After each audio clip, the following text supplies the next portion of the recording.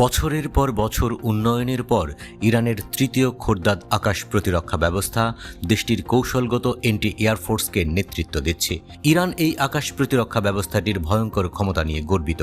খোরদাদ 3 air defence সিস্টেমটি হল সবচেয়ে উন্নত এবং শক্তিশালী ইরানি মাঝারি পাল্লার এয়ার ডিফেন্স মিসাইল সিস্টেমের একটি। Brigadier general Ali Reza Balali খোরদাদের অপারেশনাল ক্ষমতা ব্যাখ্যা করেছেন। বালালি ইরানের বিখ্যাত আইআরজিসি অ্যারোস্পেস ফোর্সের একজন উপদেষ্টা।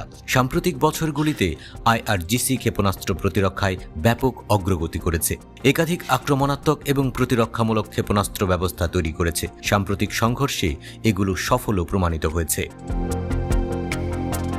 ব্রিগেডিয়ার জেনারেল আলী রেজা বালালি জানিয়েছে, তৃতীয় খোরদাদ ট্যাকটিক্যাল এয়ার ডিফেন্স সিস্টেম এই অঞ্চলে আমেরিকান বাহিনীকে মোকাবেলার জন্য ডিজাইন করা হয়েছে।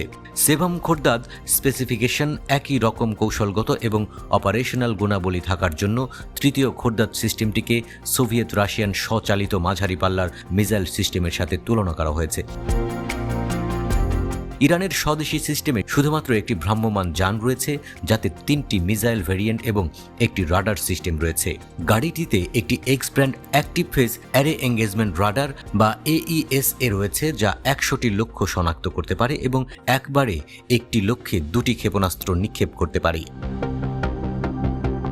খোরদাদ ব্যাটারি। খোরদাদ 3 একটি ব্যাটারিতে অতিরিক্ত 2টি ট্রান্সপোর্টার ইরেক্টর লঞ্চার যানও থাকতে পারে। এটি প্রয়োজনের সময় বাহিনীকে এমনকি 9টি ক্ষেপণাস্ত্র ব্যবহার করার সক্ষমতা দেবে। রাডারের শনাক্তকরণের পরিসীমা 350 কিলোমিটার। আমেরিকান RQ-4 গ্লোবাল হক ভূপাতিত। উল্লেখযোগ্যভাবে তৃতীয় খোরদাদ সিস্টেম হরমুজ প্রণালীর উপর দিয়ে একটি আমেরিকান গ্লোবাল হক ড্রোন ভূপাতিত করতে সক্ষম হয়েছিল। RQ-4 হল একটি দূরপাল্লার মাল্টিরোল আনম্যান্ড এরিয়াল সিস্টেম। এই ড্রোনে একাধিক অত্যাধুনিক নজরদারি সরঞ্জাম রয়েছে। গ্লোবাল হক নামে ওই ড্রোনের নির্মাতা হল মহাকাশ ও প্রতিরক্ষা প্রযুক্তি বিষয়ক মার্কিন প্রতিষ্ঠান নর্থপ গ্রুম্যান কর্পোরেশন। এই ড্রোনগুলো মূলত পানিপথ ও উপকূলীয় অঞ্চলের তথ্য সংগ্রহের কাজে ব্যবহার করা হয়। বিশেষজ্ঞদের মতে একটি গ্লোবাল হকের মূল্য বাংলাদেশি টাকায় প্রায় 1100 কোটি টাকা।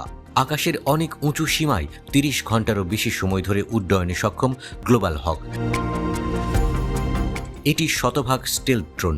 ইরানের উপর দিয়ে চালানোর সময় এর আইডেন্টিফিকেশন সকল সামগ্রী শাটডাউন করা ছিল। তা সত্ত্বেও ইরানি নিজস্ব প্রযুক্তির এই এয়ার ডিফেন্স সিস্টেমে এর উপস্থিতি ধরা পড়ে যায় এবং সফলভাবে ভূপাতিত করতে সক্ষম হয়। ব্রিগেডিয়ার জেনারেল বালালি সতর্ক করে দিয়ে বলেছেন, তেহরান সঠিক পথে এগোচ্ছে এবং এর প্রতিরক্ষামূলক কর্মকাণ্ডের জন্য নিজেদের অত্যাধুনিক অস্ত্রে সজ্জিত করছে।